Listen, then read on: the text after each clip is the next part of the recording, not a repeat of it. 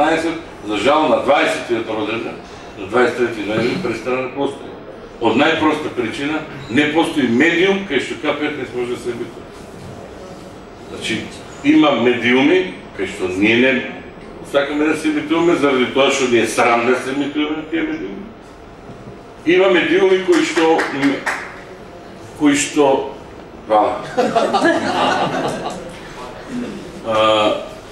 има медиуми кои што не повикуваат и кои што ни нудат пазар од типот да се договориме со кој процент ќе биде критикувана опозицијата, со кој процент ќе биде позицијата. Имаме медиуми кои што сакаат да не видат таму, ама викат, искрено да ви кажам, побитно ми е тие 50 луѓе да земаат плата и да обстане телевизијата. Сега, колку е тоа храбро, нашево, и колку е присутен стравот кај тие другите. Апсолутно неважно у моментот.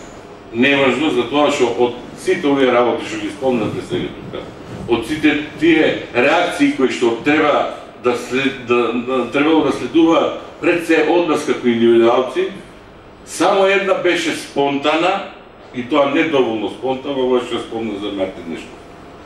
Значи другите беа како убојска, ние повозрастните знаеме како одеше тоа, кој ќе рече старешината, ајде двојца доброволци, ти и ти.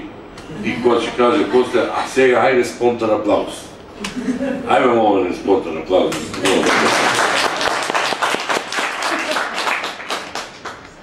Ова спонтаново полесно ли е?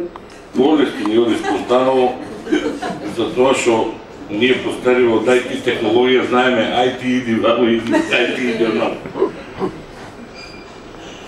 Дали хуморот и сатирата влијат врз свеста на граѓаните или само краткотрајно ги засмејуваат?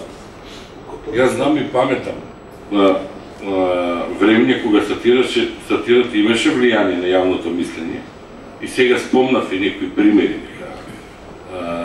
за нарачаните емисии, за текстови, па дури дека сме учествувале дека сме били во функција на рушење на една влада. Денес не е така.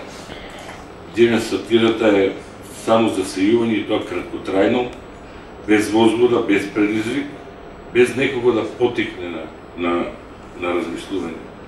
И сега ќе те запрашам од кај доаѓа тоа. Доаѓа од автоцензурата. Доаѓа од наметнувањето на стравот. Стравот како метод на владење, стравот како принцип на живење. Нормално е луѓето да се плаши. Човекот е создаден да се плаши.